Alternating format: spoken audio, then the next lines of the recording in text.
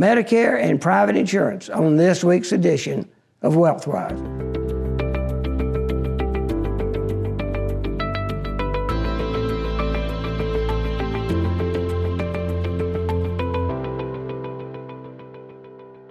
Hi, I'm Chuck Vickery, founder of Elevate Wealth Advisory and a Medicare beneficiary. So I'm here to talk to you about your Medicare options. What we have found is that about half the cost of health insurance are Medicare premiums. A friend of mine recently retired and his son-in-law said, "Man, you deserve free insurance." Unfortunately, Medicare is not free. And the average person spends about $5,000 a year on out-of-pocket costs and premiums. Part B premiums are paid directly to Medicare. Private insurance premiums are paid directly to the private insurance companies. There's some other out-of-pocket costs like deductibles, co-pays, and maybe some services not covered by Medicare. So how do they calculate the monthly premiums? Well, Part A is basically free. Every paycheck you get, there's a little Medi thing on there, 1.35%. So everybody working pays for Part A, and retirees or those 65 and older that aren't working no longer have to pay for it. You do have to pay for Part B, and Part B is $170.10 a month in 2022. Plus, there's an income-related adjustment amount that you may have to pay. Part D is the private drug insurance, and that's paid to a private company. And that varies with the plan that you select, and it also has an income-related adjustment to it. So what's this income-related thing? Well, it's called IRMA, Income-Related Monthly Income Adjustment. And you can see on here that if you're single and your income is $91,000, or you're filing a joint return and your income is $182,000, then you pay $170.10 for Part B, nothing for Part A. And we've got a hypothetical $40 in here for the Part D drug coverage. So that's your cost. But if you make $1 more, $92,001 if you're single, $182,001 if you're married, you can see the income-related adjustment goes up. So it goes up on Part B and it goes up on Part D, the drug coverage. As you can see, $1 more coverage jacks your prices up. And you're paying about $1,000 a person more just for that $1. Now, there are other income streams on here, or income levels on here. And if you hit those, then the price goes up and up and up. And it goes up to about $600 a month per person.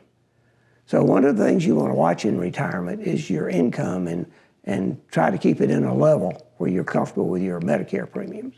There are also deductibles for Part A, Part B, and Part D. There's co-insurance for Part A and Part B.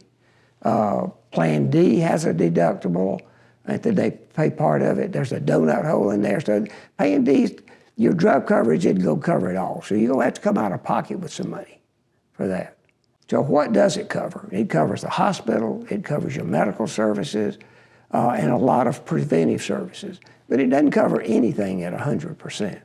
So what does Medicare cover? It covers your hospital, it covers your medical services, it covers some preventive services, and most things do have a deductible or a copay. It's not often it pays 100%. So what does Medicare not cover? It doesn't cover long-term care. It doesn't cover care outside the United States. It doesn't cover dental. It doesn't cover vision. It doesn't cover hearing. It doesn't cover cosmetic surgery. So there are a lot of things it doesn't cover. But it covers the necessities and the basics. So what private insurance may cover in full or part are the deductibles and the co-insurance. Because Medicare does not cover everything in full, people rely on private insurance. And if you're going with the original Medicare, most people buy a Medigap policy. And these are private health insurance companies. They're individual policies, and they're used to supplement your A and your B. And they follow federal and state laws that protect you. Medigap policies are standardized. Whether you're in Georgia or New York or California, they're the same.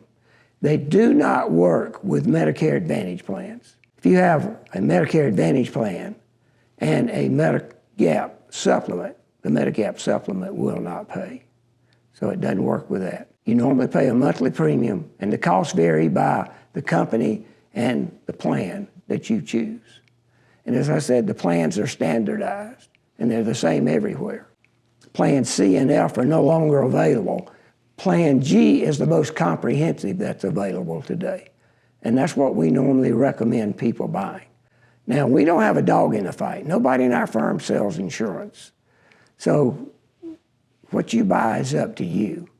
But you do need to shop around, and you want to get a good company, a strong company, a highly rated company, one that will be here and will pay when you want it to. And these plans pay well. Again, I've been on Medicare for 10 years, and so far I haven't pulled a penny out of my pocket other than premium payments.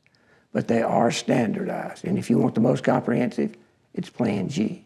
Medicare Advantage plans are approved by Medicare. They're called Part C. Medicare pays the insurance company for each participant they sign up. Now, when you're in Medicare Advantage plans, there's a network, a health maintenance organization or preferred provider organization. The plan may include drug coverage, it may include vision, it may include hearing, it may include other things. What we find is that these are most comprehensive and most competitive in large areas rather than in urban areas. So shop carefully for your private insurance. Medigap policies are standardized, but premiums vary considerably. Drug plan benefits vary considerably, and the prices vary. And Medicare Advantage plans vary considerably in their price and in their benefits. So shop carefully. Thanks for watching, and we'll see you next week.